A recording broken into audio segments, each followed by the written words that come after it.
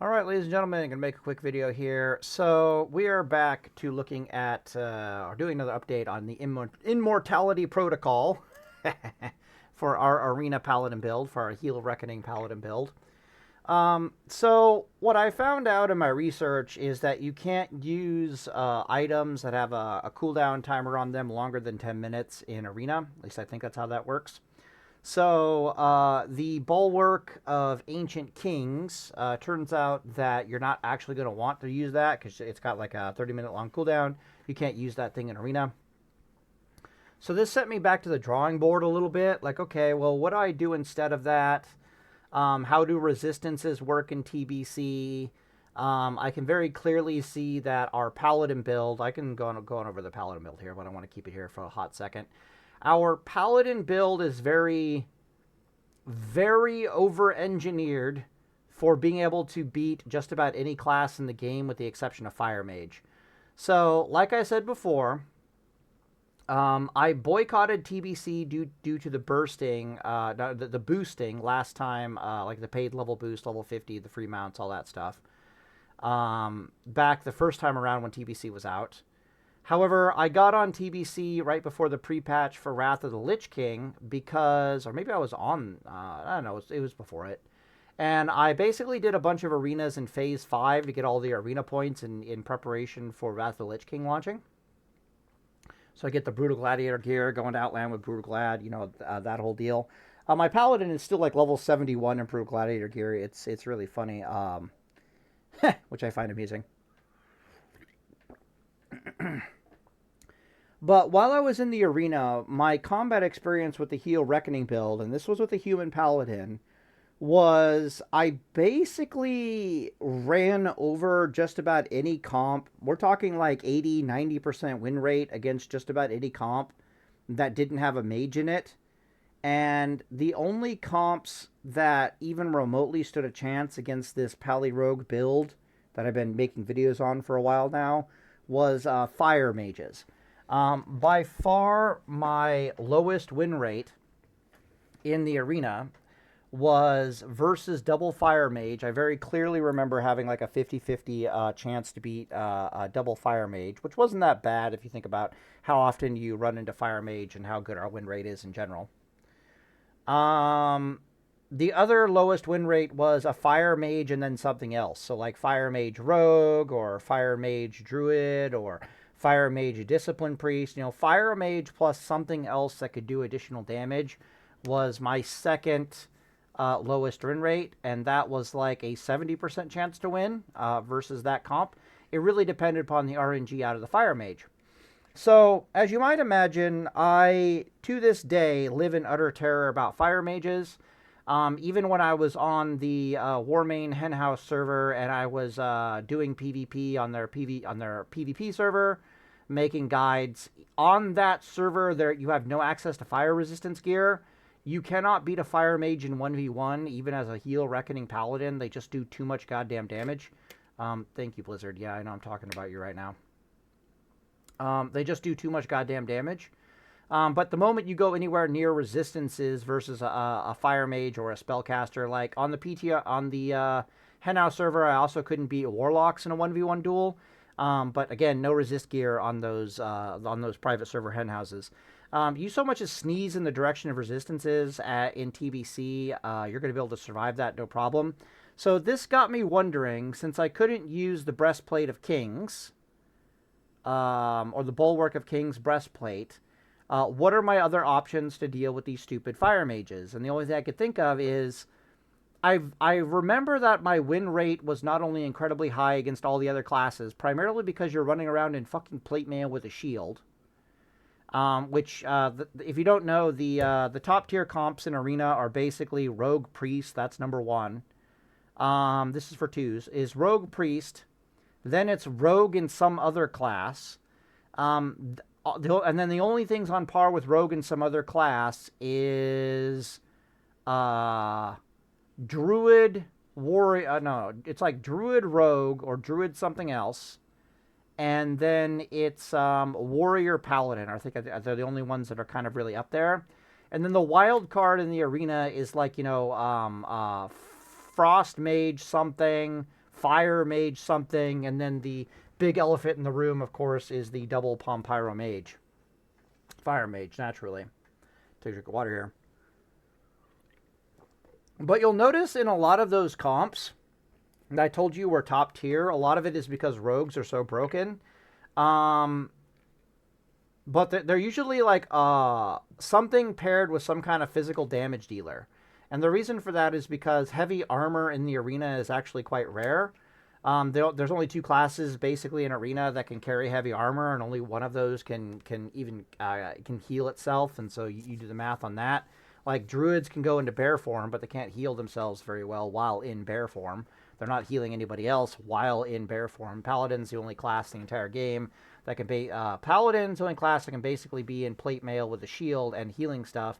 And then the second closest thing to that would be a shaman, which is plate mail, which is plate mail and healing stuff. Both those classes have issues though, unlike the druid. The druid's healing is very has issues against enemy teams that have purge. The shaman healing and the paladin healing are all hard cast healing, so they have issues against kicks, right? Like that's kind of the trade-off there. But anyways, your paladin is such heavy armor that your win rate versus most comps that aren't spell power heavy is just so extraordinarily high, it's not even funny. So this got me thinking. I basically wanted to figure out a way, like, how could I adjust my gear with fire resist specifically, but just resistances in general, and what would be the value of that on this Heal Reckoning Paladin. So that's kind of what we have to talk about here today. So I'll zoom in here really fast. So all these numbers here are basically me testing fire resist on the PTR. It's 99 fire resist versus a level 58 mob. These are all the results. Clearly, it's using a 0%, 25%, 50%, 75%, 100% spread. This red arrow here is telling you the results. And the conclusion is that it's basically 30% damage reduction, likely due to the level difference at 100 fire resist at level 60. All told, basically what this means is that the TBC formula seems to be following this. In Classic World of Warcraft, 100 resistance is worth a 25% damage reduction. 110 resistance in TBC is worth 125 damage reduction. I looked at some of my old videos on this channel because I remember testing resistances in TBC before. I tested them in TBC, and then when they became available on Wrath of the Lich King, I think I tested them as well. And I noticed some massive differences in the subject, so I made an entire video about it. And this was basically the conclusion as well, that 110 resistance in TBC is worth 25% DR. I basically just got on the PTR that Blizzard dropped to try to confirm that that was kind of somewhere in the ballpark of correct. And it turns out, yeah, it's still in the ballpark of correct. Okay, cool. So what this means is that in TBC, every 11 resist you have on your Paladin is worth, or you can think about 22, but every 11 resistance is worth 2.5% increase in damage reduction. Every 22 resistance is worth 5% increase in damage reduction. Paladin is the only class in TBC that I can think of that can consistently play the resistance game. Shamans can't really do it because they're kind of locked to their totems. Like they have to put a totem down and then pray the fire mages don't just wand it away while they're bursting, while they burst the shaman out of existence.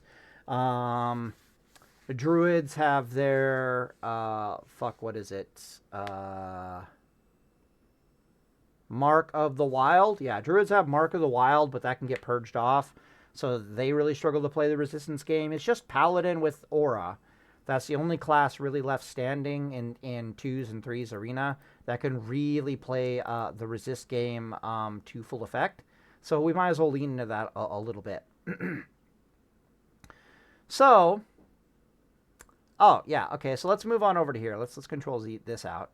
So this is me looking at all the resistance options based upon like the enchants and whatnot on our gear. Like what is worth giving up for resist enchants, what is not worth giving up for resist enchants. So for example, this helm slot here is very questionable whether or not you want to give it up. Your options are, 18 stamina, 20 resilience, or 20 to a specific resist, or 8 to an all resist. The shoulder enchant is very questionable if you want to give that up. 116 stamina and 100 armor versus a 7 to all resistances. Keep in mind, however, that these plus resistance DRs have no diminishing return to them whatsoever. So the more you invest in resistances, the stronger it gets. Like it rapidly gets stronger. So like a 20% damage reduction is a 25% increase in your effective HP. A 25% damage reduction is a 33% increase in your effective HP.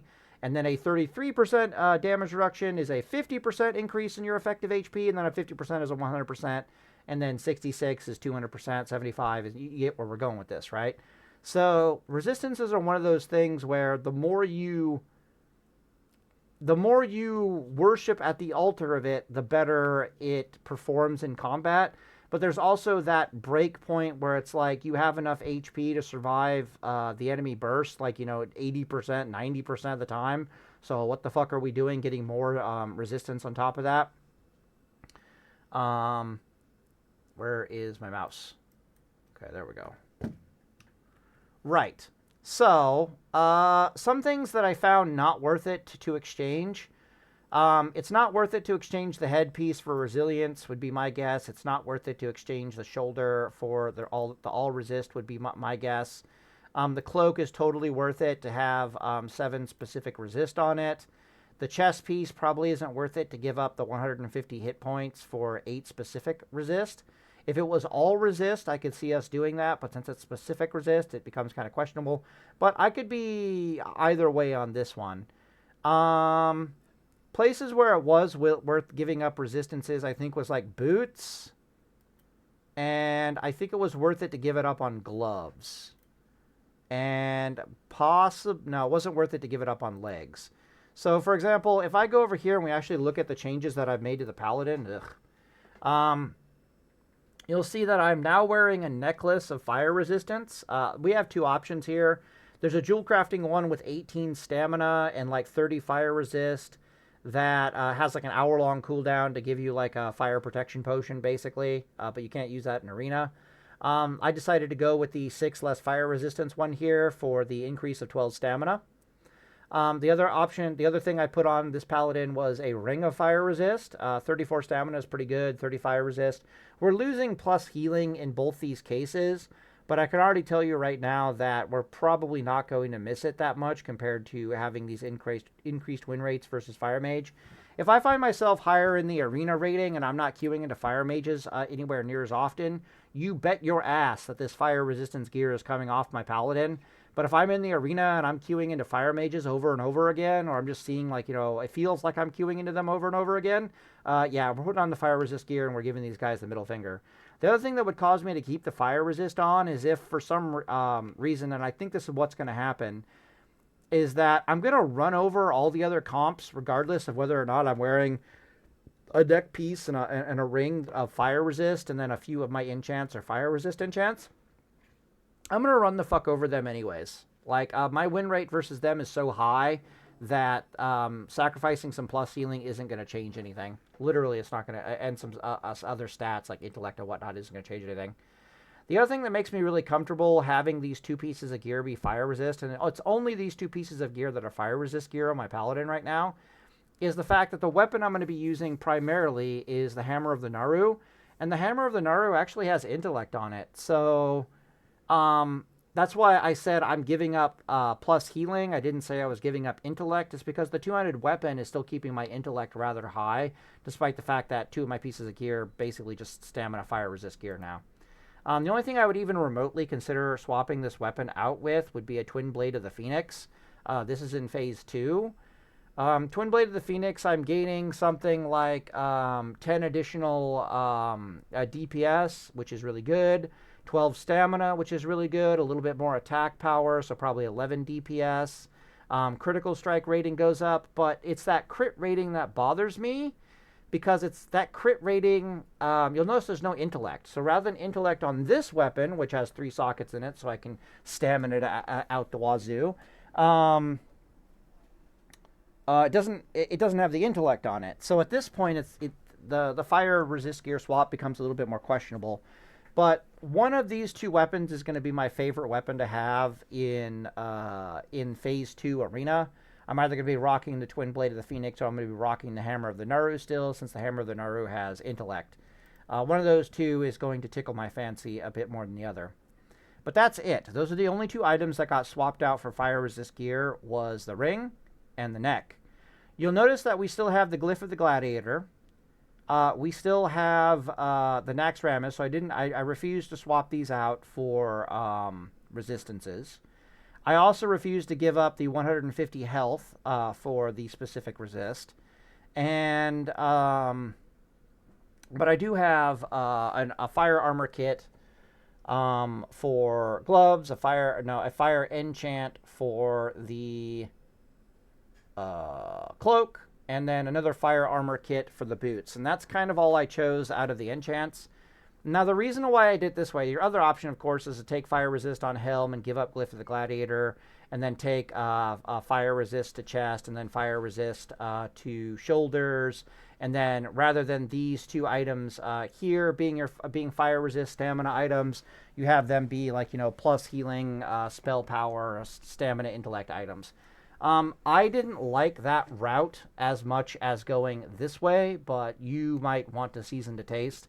I think I lost too many stats. I think it was really about the resilience. Like giving up the Glyph of the Gladiator, which has like 20 resilience on it, sounds like a really bad idea. And then this Naxxramas buff comes with 100 armor, and it felt like a really bad idea to ignore our armor stat.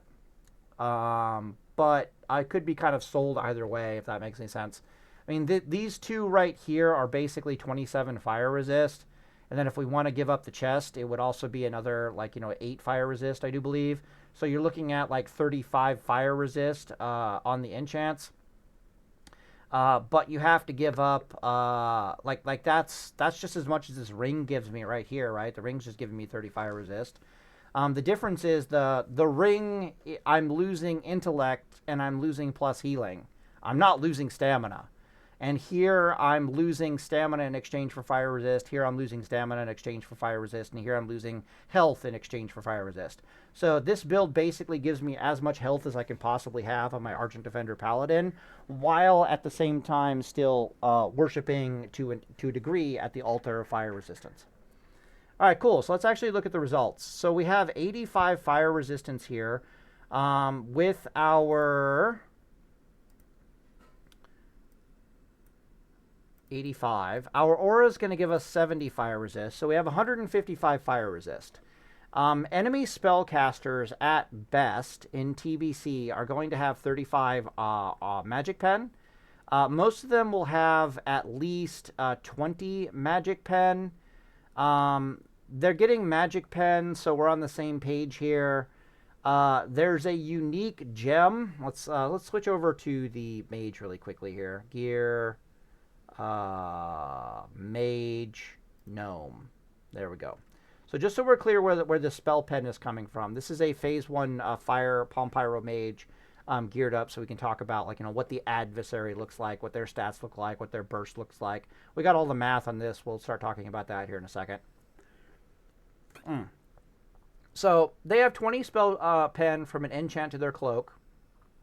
They've also got a jewel around here that's giving them 5 spell penetration, but you'll notice it's a unique jewel, so they can't put spell pen to my knowledge in every gem slot. And no mage in existence is going to put 5 spell pen into every spell pen slot, especially in TBC. The primary reason for this is because the only reason mages even want spell pen to begin with is to try to overcome. They want just enough spell pen to try to overcome Mark of the Wild specifically, which I do believe is like 40 magic resistance in TBC or something like that. Maybe I'm confusing it with Wrath of the Lich King. But they want just enough spell pen to try to overcome that 40 magic resistance from Mark of the Wild. But in TBC, they have spell steal. Like, mages can literally just spell steal Mark of the Wild off their target before blowing it the fuck up. So even then, they don't really care about spell pen. So they just kind of pick up some spell pen here and there because why the hell not? And they just kind of ignore it. But anyways, they'll have 20 spell pen on the cloak. They'll have 5 spell pen from a gem somewhere on them. And then their talents somewhere around here, I think it's right here, reduces the target's resistance to all your spells by 10 and reduces the threat caused by your arcane spells by blah, blah, blah. Anyways, they pick this up. So in the grand scheme of things, they have 35 spell penetration. So this 155 fire resist is going to be reduced by 35 due to the mage's fire, our magic pen. Then we have to take this number and we divide it by 11. Then we multiply it by 2.5 because for every 11 resistance we have, we're going to get 2.5% damage reduction. And you can see that we're already sitting at like a 27% fire damage reduction. Well, a 27% fire damage reduction is worth about a 37% increase in effective HP. How can we tell this? So if I go 130 and I multiply it by 0.73, which is a 7% damage reduction, right? Add 27 to this, we get 100. If I go equals, it's going to be very close to 100. So boom, right? So that 27% damage reduction is worth a 37 fucking increase in our effective HP. That is bananas. That is insane, especially since that paladin you just saw has like 2,000 or no, 12,500 hit points just standing butt naked, and that's before we factor in our Argent Defender.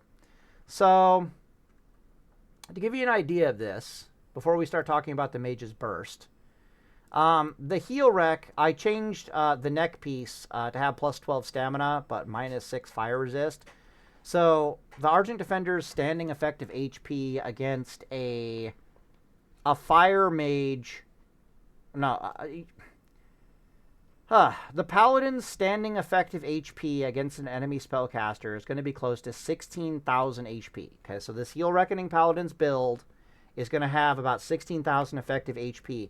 That's before we factor in fire resist. So you can see this number down here says, what if we have 20% fire resist, which would be 88 fire resist? Well, now we'd have closer to 20,000 HP. Like, what if it's 110 fire resist? Well, now we're going to be closer to, like, 21,000 effective HP. I can pull up a calculator here and actually get you the actual number of our average effective HP versus a fire mage, which is going to be 16,000 base times 1.37 due to the 37% increase in our effective HP. Congratulations, we've got close to 22,000 effective fucking HP against against incoming fire damage on this Argent Defender Paladin. What the balls. So let's look at what it's like to try to duel or go into a 2s arena versus 2 enemy fire mages. Okay, so we're clear here. My wife is saying something. Gotta pay attention to her. 1 second. Amy, shut up! I'm making a video! Jesus. I'm gonna close the door in my room. She basically spent years training me that if I'm on the computer with my headphones and she's talking, I need to shut the fuck up and pay attention to her. And every time I'm making a video, she always makes it a deal to start making noise in the background. I guess to prove that I love her more than this channel or some shit. I don't fucking know. But it's so annoying. Anyways, okay, so M1 here is Mage 1, and then M2 here is Mage 2, assuming there's 2 mages in an arena, all right? The way Double Fire Mage will engage against a Paladin comp is they will have 1 mage burst at a time. So 1 mage will be bursting, and the other mage will not be bursting. And that way they can get out your bubble, and once your bubble is gone, then they still have another one of these bursts behind that. Here's some of the information about Pyro Mage up here.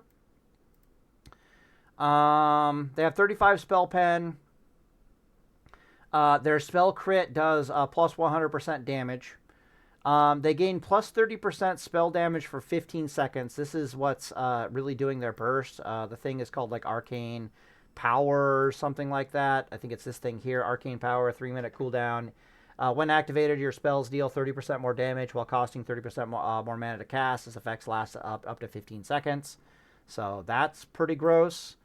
They also have a base crit of 20%.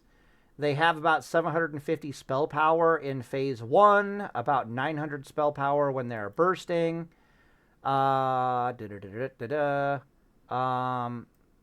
Right, and they get plus 9% crit. But yeah, different critical strike and different damage bonuses to whether they're casting fire spells or they're using. I think this is Fireball and Scorch have 14% crit rather than the plus 9% crit. So everything gets plus 9% crit, but these two in particular get plus 14% crit. This might be Fire Blast, not Fireball. Hard to say. So we're on the same page here. These white numbers are if they are not bursting. So if they don't have the plus 30% spell damage active, the 101 here is what if their Fire Blast doesn't crit? And then the number in the brackets is what if the Fire Blast does crit? And then, of course, the purple numbers are the same thing again, except if it's plus 30% damage on top of that. Same thing with all the other abilities here. So this is telling us how much damage each of their abilities will do with the current mana ratio. It also tells you the ratio of the spells. The real takeaway I got from all of this, or looking at the stats, is that Fire Blast is fucking disturbing. I actually made a mistake with Fire Blast. I thought Fire Blast was on a 6-second CD. Turns out Fire Blast is on an 8-second CD. I can't remember. I can't believe I forgot that. That's some critical information from Classic WoW. But mages do have talents that reduce the cooldown of their Fire Blast by 1.5 seconds. So you imagine I was looking at this Fire Blast on like a 4.5 second cooldown and going, Jesus H. Christ. Like, what do you mean when that thing crits? It does 2,200 damage. Like, what the fuck? Turns out it's a 6.5 second cooldown. So not quite as bad, but you're still going to see in their burst that their fire damage is a considerable chunk of their DPS. Okay, so here's two fire mages bursting on you, like right here. Let me Control Z out some of these red bars.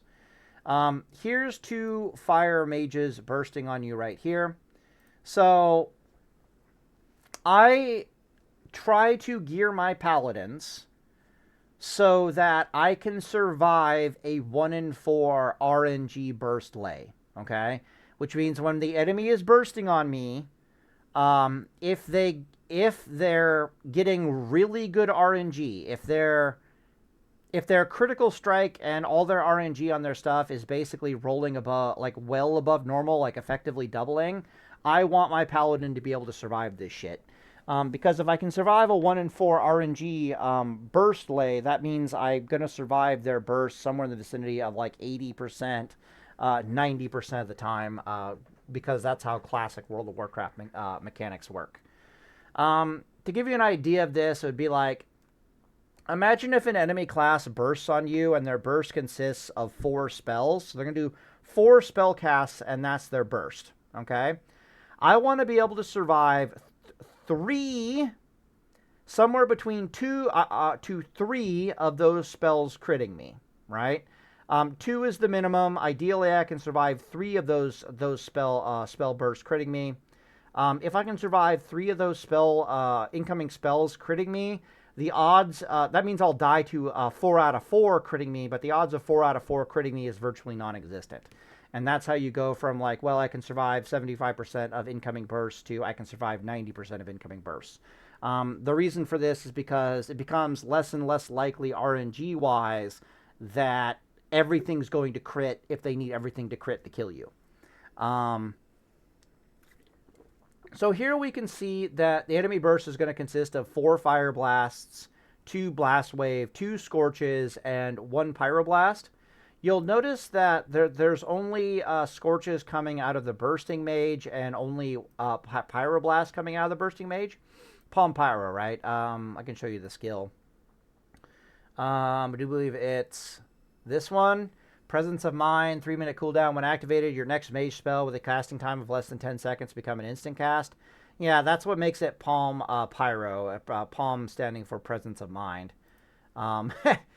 Basically, it makes their Pyroblast instant cast. The reason why only Scorches are coming out of this mage and not Mage 1 is because in reality of an actual combat scenario, Mage 1, the non-bursting mage, is going to have a rogue so far up his ass that he's not going to be able to do any hardcast spells whatsoever. which is why the mage is able to get off 2 fire blasts, and the mage 1 is able to get off 2 fire blasts and a single blast wave to add to the bursting equation. He's not able to like stand still and hard cast scorches or hard cast fireballs or do any of that because there's a rogue crawling up his ass and trying to die. Usually when 2 pyro mages will burst on you, whichever mage has gained the attention of the rogue or your arena partner, that is the mage that will not burst. It'll be the mage that is currently not engaged in combat that will be the one doing the bursting. Okay, cool. You can see the 4 fire. Okay, so what I'm assuming in this RNG lay here is that mages have some weird things going on where they have a 20% chance to crit you with their spells. Is it 20%? Okay, one second. I just want to be very clear about this.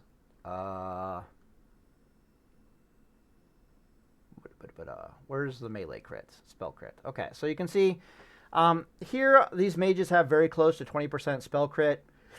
Your resilience on your paladin isn't that low. It's close to 7%. So you're going to reduce this 20% by 7%. So rather than them have a 20% chance to crit, they're going to have a 13% chance to crit with their spells. Sounds really nice until you realize they got an additional like 9% critical strike out of their talent trees. I can't remember if this is Fireball or Fire Blast, but you know that might even have more crit chance to the Fire Blast. On top of that, they have in their talent tree this weird thing right here, was like clear casting or something. Right, so their spells have a 10% chance to give them clear casting, which reduces the mana cost of their next spell cast by 100%. But what it really does is it increases the critical strike chance of any spell cast within while clear casting by 20%. This is only 2 out of 3. It can go up to like 30%. So at the end of the day, I just like feel like I have to assume that these fucking mages have somewhere in the vicinity of like a 25% critical strike chance. And if they have a 25% critical strike chance, that means that the 1 in 4 RNG lay on these guys, 1 in 4 RNG, their critical strike chance is going to double. And so we're on the same page here because this is the way I like to think about it. Think about it if you rolled like 4 dice, right? You're rolling 4 dice. Mathematically speaking, one of those dice is going to roll low, one of those dice is going to roll high, and 2 of those dice are going to be dead average. So one of them is going to be like 1 to 2, 2 of them are going to be like 3 to 4, and then the high rolling one is going to be like 5 to 6. Our goal is to survive the 5 die roll, but not the 6 die roll. The 6 die roll is probably a bridge too far. Like that's like a 1 in 8, or a 1 in, yeah, it's about a 1 in, the 6 die roll would be a 1 in 8 RNG lay, whereas the 1 in 5 is a 1 in 4 RNG lay, to give you an example of how the math spread works here. So anyways, 1 in 4 bursts, your enemies are going to have effectively double the whatever RNG they have. So I need to gear my paladin in such a way that I can survive 2 Palm Pyro Fire Mages bursting on me while having a 50% critical strike chance. And if I could do that, I'll have like an 85% chance to survive any kind of RNG burst that comes their way. And that's basically what this comes out to. So you can see here that of the 4 fire blasts, 2 of them are coming from Mage 1. 2 of them are coming from Mage 2. I basically split the difference in the 50% crit. So I was like, okay, Mage 1 is going to get one of those crits. The bursting mage is going to get the other crit. This ends up being the total here. I forget what the hell this 4,500 extra damage is. I have no, I'll maybe at some point I'll remember what the hell is going on here. Maybe it's if the other guy crit. I can't remember. I literally have no idea what's going on over here. So for the 2 blast waves, I gave the crit to the non-bursting class, just to see what would happen. On the two Scorches, obviously one of them crit. That's on the Burster. So it's a pretty even spread so far as to who gets the crits. And then we have the Pyroblast, and I do believe this is if the Pyroblast doesn't crit, and then this is if the Pyroblast does crit. So I left because the Pyroblast does so much damage, whether it crits or not, we had to ask the question, what does the RNG burst look like if the Pyroblast crits versus what does it look like if it doesn't crit? So if the Pyro, if they're doing a 1 in 4 RNG lay, which means they're getting 50% critical strike on their spells, and the Pyroblast for some reason does not crit, you're going to be taking over 16,000 fire damage. If the Pyroblast does crit, then you're going to be taking close to 19,000 fire damage. And you can see that without any fire resist gear whatsoever, I'm close to 16,000 effective HP. Without the 16,000 effective HP, you can see why my experience in the arena is that when I'm fighting two of these fire mages and they're bursting, it's a 50-50% win rate. Because they have to get really lucky on their RNG to do enough damage to this Heal Reckoning Paladin that they can actually blow me the fuck up. But the issue is that they get to do this twice, right? And then I have this weird scenario on my Paladin where it's like, if they do this to me and I live, I still have to bubble. But if they do this to me and they roll low or average on RNG, I probably don't have to bubble. So if they get good RNG, I don't have to bubble. If they get bad RNG, my bad. If they get bad RNG, I don't have to bubble. If they get good RNG, I do have to bubble. So I'm in this weird place where it's like, I don't know if I want to take the risk of bubbling or not. And then even after I come out of the bubble, they still get to Kamehameha on me again with this shit. So basically they get like 2 die rolls to roll high enough to blow me the fuck up, and I don't even know if I should be using bubble or not. Very, very disconcerting. I guess I could look at the RNG lay as it's coming a little bit, because I'm going to see these Fire Blasts damage results a little bit ahead of time, because they are on a 6.5 second cooldown. So the first thing you're going to get hit with is a couple Fire Blasts. You're going to try to heal yourself. You're going to get counterspelled, and then a few seconds after that, out will come the Blast Waves, the Palm Pyro, and then a couple more Fire Blasts to finish you off. That's going to be the scenario that happens there. So in theory, I could look at the RNG lay of the first 2 Fire Blasts and decide whether or not I want to bubble or not. But it's still really fucking scary, okay? So and of course, if Pyroblast crits, you just fucking die. Like, if the ending Pyroblast crits, even if they got like an average RNG lay on everything else, but then, oh, by the way, we got lucky on our Pyroblast and it crit you, odds are you're still gonna blow the fuck up. Then we start looking at what Fire Resist does. And if you start sneezing anywhere in the fucking direction of Fire Resist, the next thing you know, you don't even have to wonder if you should bubble or not. The answer is you're probably not going to have to bubble. What happens with the Fire Resist is that the mages would have to get one of these 1 in 4 RNG lays just to force you to go, oh, that was cute, maybe I have to bubble here. Like, what the fuck?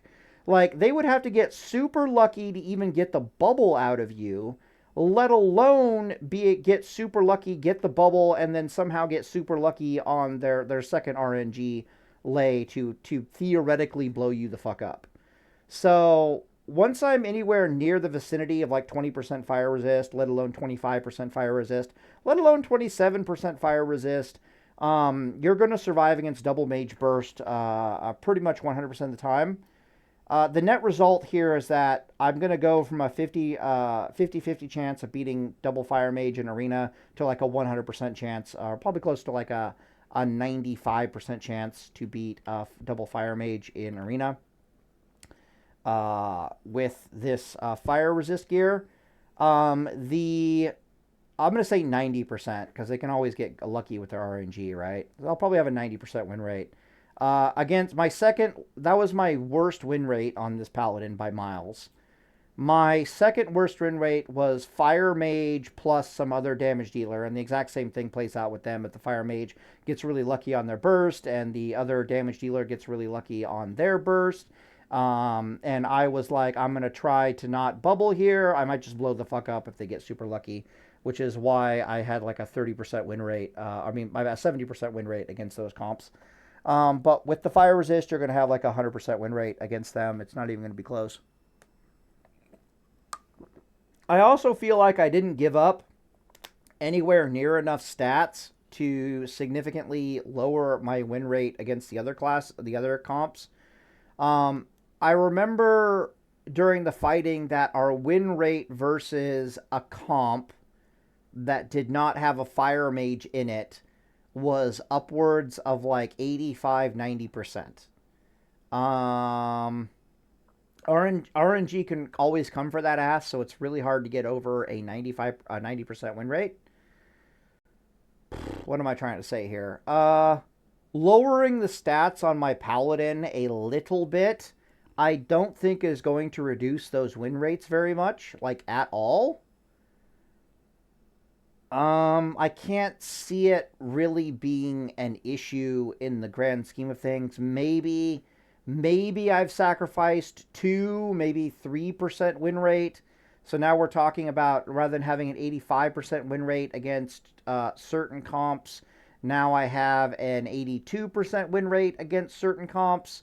But the big elephant in the room here is that the reason why Heal Reckoning Paladin plus Rogue in 2s is so fucking good is because you are a heavily armored, plate-wearing, shield carrying class that can add a considerable amount, that can both heal and add a considerable amount of DPS to the equation while bursting on an enemy.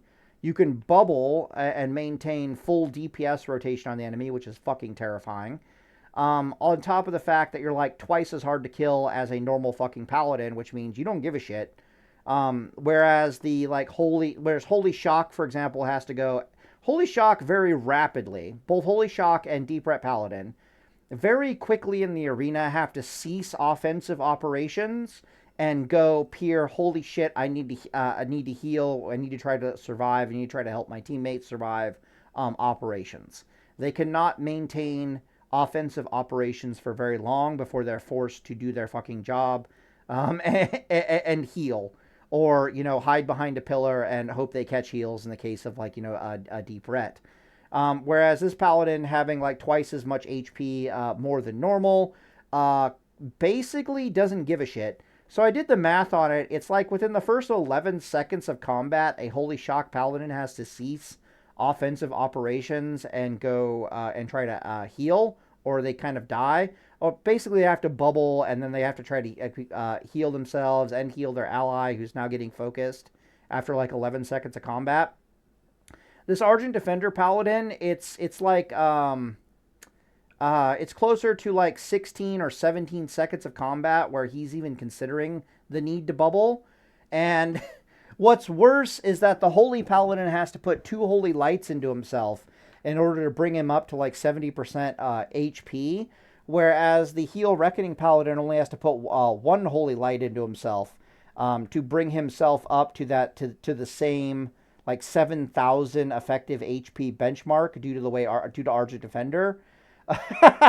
So basically it's at the end of the day, the Heal Reckoning Paladin gets to DPS and tank the enemy team's damage for something like 17 or 8, oh my bad, not 17, something like 7 or 8 more seconds than the Holy Shock Paladin can. It's kind of terrifying. It's enough of a difference to make a difference.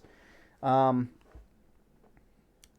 I'm trying to say here is that if you think about it, right, whether you're a Holy Shock Paladin or you're a Heal Reckoning Paladin, the enemy team has to do enough damage to you to force you to bubble, and it's going to take them a certain amount of time to do that.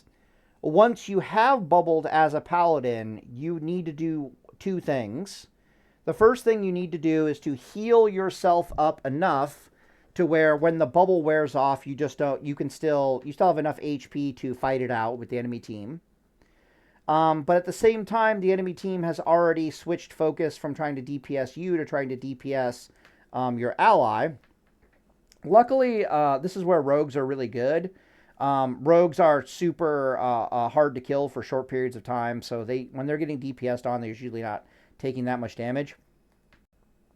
But the heal Reckoning Paladin only has to put 1 Holy Light into himself worth of healing due to Argent Defender before he can start going back to offensive operations again. Or he can put off needing to put that Holy Light of healing into himself and just keep DPSing and try to kill somebody, because he only needs to put 1 Holy Light into himself while bubbling. Whereas the Holy Shock Paladin has to put 2 Holy Lights into himself, and then he probably has to try to heal his ally at the same time. He can throw out a little bit of DPS and judgments here and there, but it's not really that good.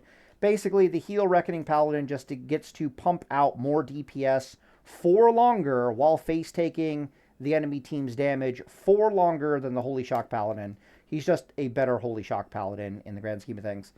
But the point I'm trying to make here is that one of the reasons why this Paladin has such incredibly high win rates in 2's Arena is because he's wearing heavy fucking armor and he has Argent Defender and he has a shit ton of fucking HP.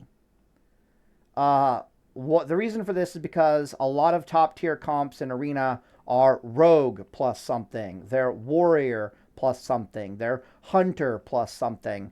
They're physical damage dealing classes that do really good at murdering the shit out of every other class except for an Argent Defender fucking Paladin with a shit ton of goddamn stamina and a plate mail with a shield. That is the one thing that they're just like, ah, crap, I can't kill this fucking thing. Can we kill the rogue through their, like, double evasion and double Cloak of Shadows? Or I guess maybe they only get 1 Cloak of Shadows. I think they get double Cloak of Shadows. I can't remember. The answer is probably no. The answer is probably, and their evasions, my bad, and their vanishes and saps and blinds and gouges and shit. The answer is probably no. The answer is probably no. So the reason why I feel super comfortable giving up these 2 pieces of gear, let's go back again. The reason why tools, gear planner, paladin, dwarf, you can see down here with the spell power that we do have a set, close to 750 spell power, which is what we gave the mages. We gave them the burst trinket, I think was this arcane stone, so it's like 167 spell power plus some spell hit. Seemed like a good trinket for them. So you can see that my ratios of 750 spell power on the math over here. Right, we have it up here. 750 spell power when they're not bursting, 900 spell power when they are bursting. That's why I couldn't just take this number and multiply it by 30% to get these numbers over here. It's because they have an additional like 150 spell power while bursting. What the hell do I want to talk about here? I want to go here, and we want to go back to Paladin. Right, tools, gear planner, Paladin, dwarf. Sweet. So the reason why I felt super comfortable giving up a little bit of stats on the enchants for resistances and giving up 2 gear slots in exchange for, like, losing plus healing and intellect in exchange for fire resistance specifically, is because a lot of the top arena comps, which is what this paladin is very, very quickly going to get out of the mid-tier rankings and into the higher level rankings. And the higher level rankings is just populated by double rogues, rogue X, druid something. Druid warlock is very common. Druid rogue is also really good. Pally warrior, I think, can be up there in those like higher rankings. Not like super high rankings, but those like higher rankings. And then Palm Pyro Fire Mage is the only thing that's even remotely scaring you. And because I'm in such heavy fucking armor, I don't think I give a shit. Yeah, it's like, oh, you brought a rogue, that's cute, you lose. Oh, you brought a hunter, okay, cute, that's lose. Oh, you brought a warrior, okay, cute, that's lose. Basically, if you brought a physical damage dealer, you're about to get fucked because of the plate mail and the shield. If you brought a spellcaster, there's going to be a rogue with freedom and cleanses crawling up its ass. So the enemy spellcaster is going to have issues just hard casting spells. Not to mention that the paladin has, like, giga shit tons of fucking HP. So very quickly it's like, well, that's not a very scary comp to run into. So very quickly it needs to be like a double enemy spellcaster, and they need to be something specifically that I'm scared of, which is technically just Double Mage. And the only reason I'm even remotely scared of Double Mage is because they have Counterspell, which can lock your School of Magic for 10 fucking seconds. And it's like, well, if I just take Fire Resist, I know for, okay, so we're on the same page here, okay? Double Frost Mage is not as scary as Double Fire Mage. The reason why Double Frost Mage is not as scary as Double Fire Mage is because the key to a mage's bursting in the arena, a Frost Mage's burst in the arena, is their Water Elemental. Their Water Elemental has, like, I want to say, like less than 5,000 hit points. It's got very little hit points on the Water Elemental, and it basically gives them like an 80% damage increase while their Frost Elemental is alive. So the way to deal with a Frost Mage bursting is to just kill the fucking Water Elemental. And even if you can't kill it super quickly, just stun the damn thing. Their burst is entirely relied upon what is essentially a glorified totem. That gives them like an 80% damage increase. So the moment you see Water Elemental, you just stun the thing and you just kill it. Or if you're silenced for whatever reason, you just start targeting the Water Elemental, like your counterspell, right? You can't actually stun the thing. You just have the rogue suddenly show up out of nowhere, start gouging, and just murder the fucking Water Elementals. And the Frost Mage burst is nowhere near as scary as the Fire Mages. The Fire Mages are just way worse. So I'm not scared of being bursted on by a couple of Frost Mages. Fire Mages, however, as you can see from the math here, are something that you absolutely need to be terrified of. So yeah. Also, at the very high levels of the arena, so let's say we're all the way up, like, 2400, 2600 arena, like, we're way the fuck up there at this point.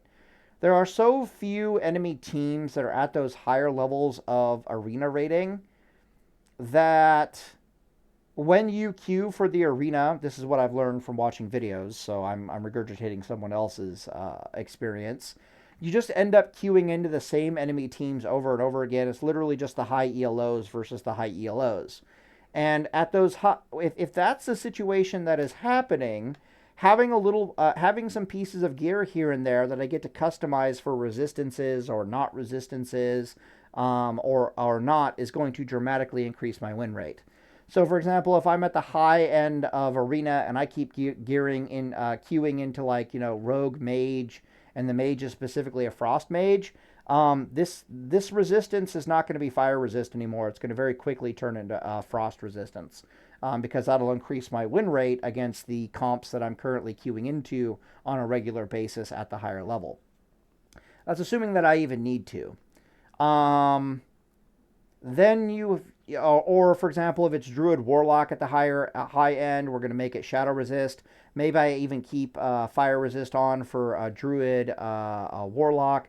I'm not entirely sure what the Fire Resist is good against other classes. I can't remember if Hunters do a considerable amount of fire damage on their burst, or if Warlocks do a considerable amount of fire damage on their burst. It's really hard to say. If I'm out in the open world for PvP and anyone's throwing grenades at me, the Fire Resist is going to be worth its weight in gold. But yeah, so I'm really kind of leaning into the idea that if I need to in Arena, I am going to start worshipping a tiny, tiny bit, just like, a 20% damage reduction, a 25% damage reduction, somewhere around there, of resistances. And I think that's going to increase my win rate extraordinarily dramatically because of the powerful positive synergy between all this fucking stamina on top of Argent Defender, on top of what a little bit of resistance does to your effective HP bar. So anyways, I'm in a video here, and Deus Vult. I thought about the trinket here. This trinket is not a good burst trinket. So there's a better burst trinket option here. Scrolls of Blinding Light would be a much better trinket to have here in the grand scheme of things. Scrolls of Blinding Light will give you like plus 20% haste, both to your melee attack and to your how quickly your heals are going out. And it lasts 20 seconds, which is really good. But this trinket is also really good for other reasons. So I did sacrifice intellect, and I did sacrifice plus healing in order to pick up this fire resist gear, right? And that's what was causing me to be okay with having Scrolls of Blinding Light or some other haste-related burst trinket, because I was like, okay, well, I've got plenty of plus healing, I've got plenty of intellect, we can get away with not having the serpent figurine in exchange for Scrolls of Blinding Light. But now that I've given up plus healing and intellect specifically in exchange for fire resist, this trinket suddenly becomes much better, because not only is it bringing more stamina to the party, but it's helping make up for the loss in intellect that I had and the loss in plus healing if I so needed it. But there's going to be a number of builds that I kind of bounce around. I think it's going to be a double burst. My bad. There's going to be a build where I'm using a burst trinket like Scrolls of Blinding Light, and no fire resist gear, or no resistance gear. Then there's going to be a build, which is what we see here, which is there's going to be some resistance gear on it, but to compensate for the loss of stats, we're going to be using the serpent trinket, just because, we didn't lose any stamina, but we did lose some intellect, and we did lose some plus healing. And if I have to pop this trinket for healing purposes, that's perfectly fine. Not that big of a deal. So, yeah, that's kind of where I'm at with my Paladin build. And of course, the other reason why we're even remotely getting away with the fire resist, 2 fire resist items on this build, is the two-handed weapon has intellect on it. So I'm not even sure if in phase 2 I'll replace this thing with the twin blade of the Phoenix, because I'll have to look at what my mana looks like in the arena. Like, am I super comfortable with 9,000 mana, or can I get away with like the 8,500 mana that I'll have, in phase 2? In theory, in phase 2, my gear is going to increase. So, what is phase 2 gear? Glad gear. It's not Crystal Forge, I know that much. Okay, here it is. Laminal This is ornate. So we gain some armor, we gain 8 intellect. So my gear might gain me enough intellect on it that I'm suddenly comfortable with a twin blade of the Phoenix. Or I might just be happier with the thicker mana bar. Really hard to say. I do gain, if I recall correctly, from twin blade of the Phoenix. Twin blade of the Phoenix. Yeah, you gain 12 stamina from putting on Twin Blade of the Phoenix. You gain, what's the difference in attack power? 88 attack power versus 110. So that's 12, almost 24 attack power, so almost 2 DPS. There's plus 12 DPS on the Twin Phoenix Blade, which is not something you should turn your nose up at all. On top of that, it's increasing your critical strike by probably like something like 2%. So also not something you want to turn your nose up at. So the Twin Blade of the Phoenix is definitely the better DPS option. It's the better raw stamina option. So the only issue I have with it is that we are losing this whopping minus 37 intellect. Like, holy crap, is that a lot of intellect. Now, can I get away with losing that 37 intellect in exchange for, like, all that additional, like, a little bit of... the critical strike isn't really all that good if you think about it, right? Now that I'm thinking about this.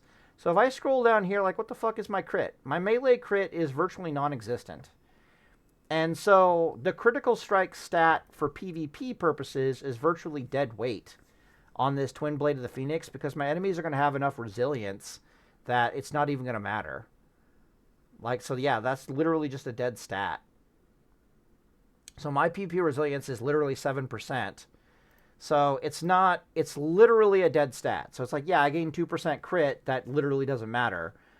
In exchange for it's the 12 stamina, the 12 DPS, at the cost of minus 37% intellect. I don't know if I want to make that trade or not. But I do know that in phase 1, I am very happy with the fact that I'm wielding the most stamina-heavy two-handed weapon I can possibly get my hands on. It has intellect on it. The Serpent Ruby has intellect and plus healing on it, which is making me feel very comfortable wearing these fire resist items here. You'll also notice that I have plus healing on my two-handed weapon. This is just in case I misread the situation or my enemy gets really lucky. Ideally, when I'm healing, I will switch over to one-handed healing weapon and a shield with plus healing on it. But it might be the situation that I misread the situation and I just need to start. I need to get a holy light out or a flash of light out right the fuck now. And once I've stabilized the situation, I can switch on over to proper healing gear. And I feel like the plus healing on the two-handed weapon is just better for an enchant. It also helps me adjust my gearing a little bit over here to compensate for the fact. So if I scroll down here, you'll see my plus healing is actually quite bad with this two-handed weapon. Plus healing. Yeah, so we're at like 534 plus healing with this. If this trinket is active, we'll have close to 700 plus healing.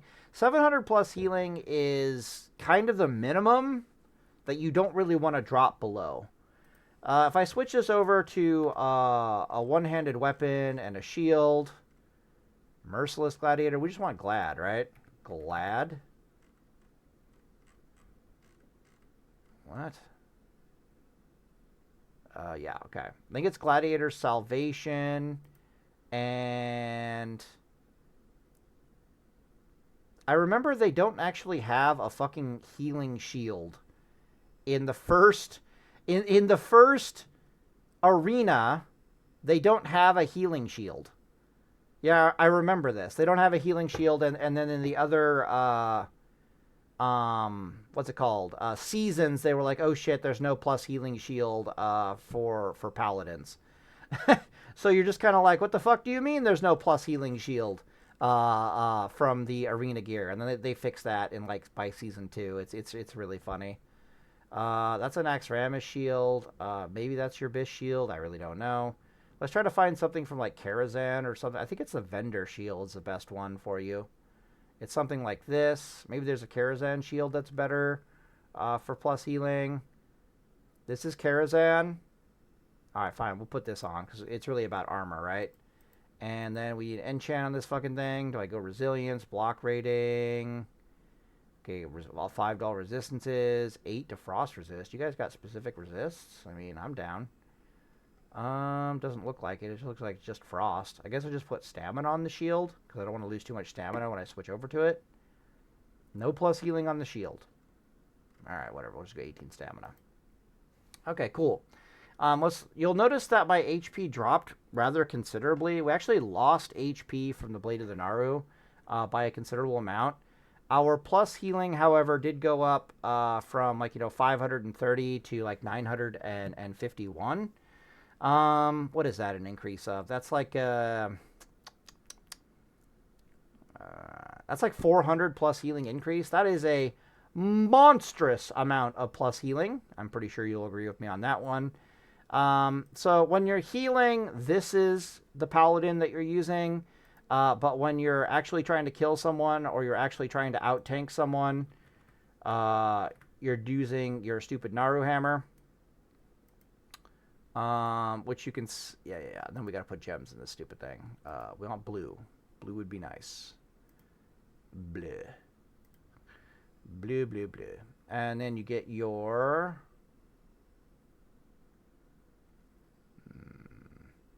You get your jewel crafting one in phase 1, whichever one that is, the 15 stamina one. Really? Okay, so you get like one unique jewel that is 15 stamina in phase 1. Doesn't, I guess we don't get this thing, which is playing, I guess we don't get that in phase 1 because it's got no phase attached to it. Where's my jewel crafting specific one? I don't get the jewel crafting specific one until phase 3. Man, that kind of sucks. Oh well, whatever. I guess we'll just put the 12ers in here. Didn't realize I didn't get that other 15% one because it doesn't exist in the game. Or 15 stamina one. Okay, cool. Yeah, so you can see you have more stamina. About 100 and, about a little over 100 more stamina just wielding your two-handed weapon than when you're one-hander with the plus healing mace. You're going to be doing a lot of fighting in the arena, especially against rogues with a one-hander and a shield. The reason for this is because you're very reliant on Seal of Vengeance to do a lot of damage. And Seal of Vengeance has a 100% proc chance at 2.8 weapon speed. So you might as well wear a shield with all that physical armor flying around all over the place, or that physical damage flying all over the place. You might as well wear a shield. So you're just gonna, it's literally just your gladiator weapon, I think is Bis. So if I go glad here, scroll down to phase 1, it's like your gladiator, your typical just one-handed weapon. They all have the right speed to it. So like 2.6 speed is not bad. Gives some RNG to the weapon. I don't think there's any, yeah, they're all offensive, aren't they? There's no slow plus healing weapon that could really let you take advantage of Seal of Vengeance.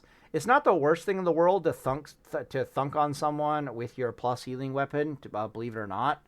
The problem is you can't seal twist very well at these faster speeds. So the whole purpose of using a slow two-handed weapon at 3.6 speed and not a shield is that you get to seal twist every auto attack easily while having enough GCDs available that you get to cleanse out of things, cleanse your ally, freedom this, freedom that, do all that stuff. And oh look, I'm still seal twisting on you with a two-handed weapon. Seal twisting, enjoy, seal twisting, seal command, seal twisting. Good stuff. But you'll be doing a lot of fighting, wearing a shield and a slow one-handed weapon. There might be something better actually in phase 1. I haven't looked around for what one-handed weapon I'm going to use. I just figured the gladiator stuff was really good.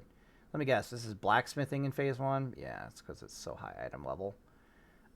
Gruul's Lair, that's cool two-hander.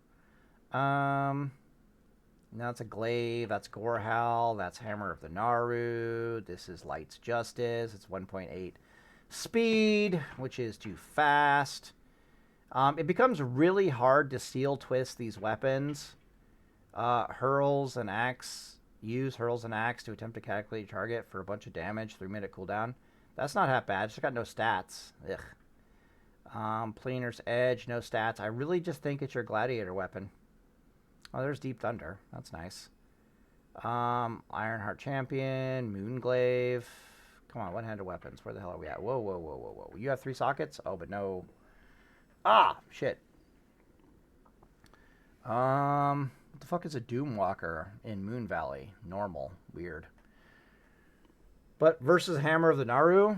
Yeah, it doesn't have intellect, and it does less DPS. It's 3.7, though, so it's better for twisting. It's got critical strike, which is a dead stat to us. Okay, so nope, Naru's better.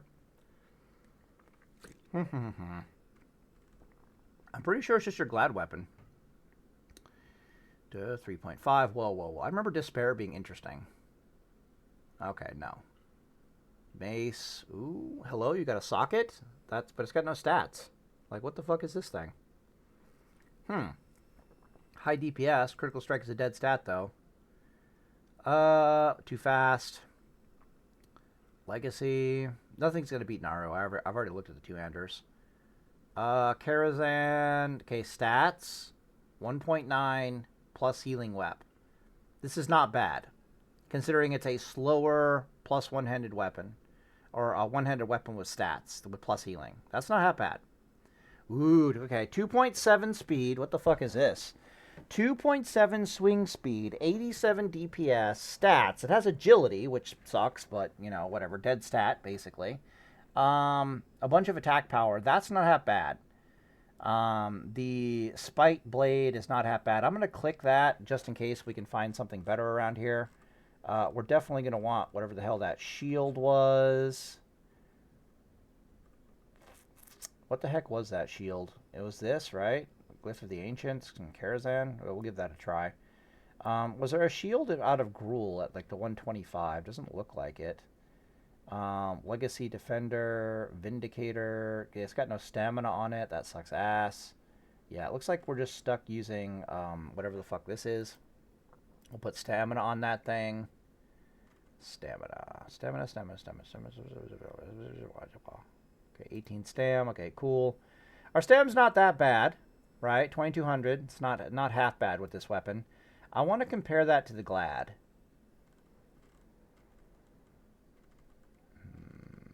Glad. It's not going to be Gavel. Not a Decapitator. Cleaver would probably be closer. So the Glad weapon is going to have more stamina. It's got more DPS. It's got hit rating, critical strike rating, which is a dead stat to us.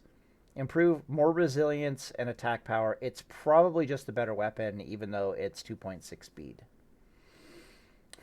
So what this means is I'll probably want to get a Spite Blade if I haven't got enough arena rating to get my Gladiator weapon. But once I get my Gladiator weapon, it's probably going to be better. Although it's not much better. The 2.7 speed is really good. But there's something to be said for 2.6 as well. So anyways, all in the video here, Deus Vult. But this is why I really don't care. It's like, oh, you brought a rogue to the party? Okay, you lose. You also have at least 1 point in Holy Shield, so it's like, you know, go fuck yourself.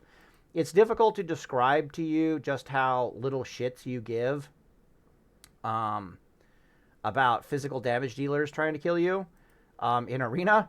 And you also have eye for an eye with this stupid build, which is absolutely disgusting. So when those fire... There's going to be days, and there's going to be days when the fire mages burst on you. And for some ungodly reason, they actually kill you. And you're like, what the fuck? But eye for an eye does so much goddamn reflect damage to them because they had to get really lucky on their crits. Eye for an eye does so much reflect damage to them that your rogue just ends up cleaning them up anyways. Like, that's going to be a thing that happens.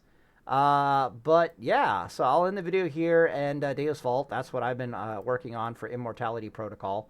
I can't remember if I found some more gear, some more items to talk about. Battle Master's Trinket is Phase 4. This Shadow Moon Trinket is Phase 3. I definitely want to get that from raiding. We're wearing this on our Paladin already. It's one of the reasons why we have so much standing effective HP. Don't know how I feel about the Regal Protector or the Talisman of the Alliance. The problem is these are trinkets, and I'm pretty sure that the Serpent Trinket is just better. I mean, it's already bringing, like, you know, more stats to the table. It helps make up for the plus healing. The resistance gear is going to be doing way fucking more for us than any stupid defense, any of these defensive trinkets. Yeah, that's just what I like. I got some items down here that I made a note of, but didn't end up being a thing. So there's like random bits of gear out there that you can consider putting on your Paladin if you want to get like more stamina or whatnot. But then I found that ring and that neck, and I was just like, okay, I'm sold on these. You got this bracer thing over here, improve critical strike. Right. This is supposed to be a comparison, like what you're sacrificing. So, for example, I could be wearing the General's Ornate Bracers, which have 22 stamina and 12 intellect, and then, you know, critical strike, which is a dead stat, resilience, then plus healing, or I could get like 19 more stamina on top of 27 fire resist. Like those are my options. And I just found the ring in the neck was the better choice. Mostly, if I recall correctly, due to gear synergies. But that's on the table too. I could very easily swap. Why are you different? Like, what's going on here? Why do you have 34 stamina? Are you guys not the same item? Like, what's happening here? So over here it says 22 stamina. And I don't know why.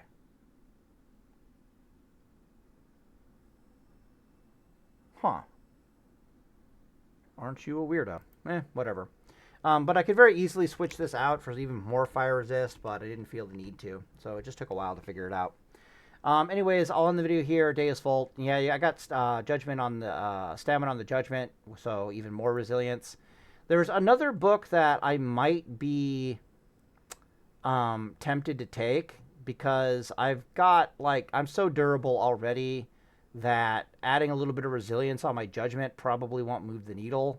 Like, I have a hard time explaining this to people, but it's like resilience is not that good of a stat on your heal Reckoning Paladin because you already have Argent Defender's damage reduction. You're already in heavy plate mail with damage reduction. And you start adding in resistances on top of that and plus healing gear. It's just like, what the fuck are we doing? Thinking that reducing our enemy's critical strike is going to be a good thing. Also, I have eye for an eye. So it's like, do I really not want them to crit me? Like, what the hell? The other one that I like, I do believe, is the Holy Light one. But I think there's also one that does damage. I can't remember, but I think that's later on. There's one that does damage. So it's like Libram of Mending. Yeah, this is the one that I eventually get on my Paladin. Your Holy Light spells grant you 22 mana per 5 for 30 seconds. I really fucking like this thing, but it doesn't come out until phase 5. This is just resilience when you do things, resilience when you do things, resilience when you do things, and then benefit your Flash of Light spells from Blessing of Light by blah, blah, blah. Block. Libram of Light. Yeah. Ooh, reduce the cost of your cleanse isn't that bad. But yeah, you're probably just better off going with the resilience. But basically, we're stuck using this Libram because there just isn't anything better in the grand scheme of things. Increase damage done by concentration spell. Consecration? Okay, yeah. Healing done by Holy Light. Causes your Judgment of Command. What the fuck? Judgment of Command. Righteousness, Judgment of Blood, Martyr, Judgment of Corruption, Vengeance to increase your critical strike by critical strike's a dead stat for us. This isn't half bad. Increase the healing done by your Holy Light by up to 85. I could kind of see that over the resilience. Like, that's not the worst idea in the world.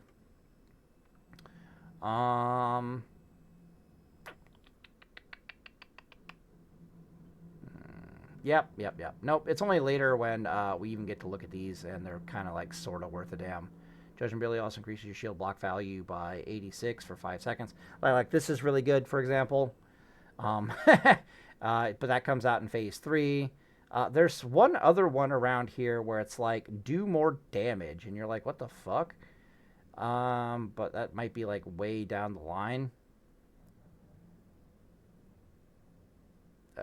Yep, nope. Okay, so anyways, I'm going to end the video here, and Deus Vult. So that's just where I'm at with the Heal Reckoning Paladin and the Immortality Protocol. Anyways, yep, Deus Vult.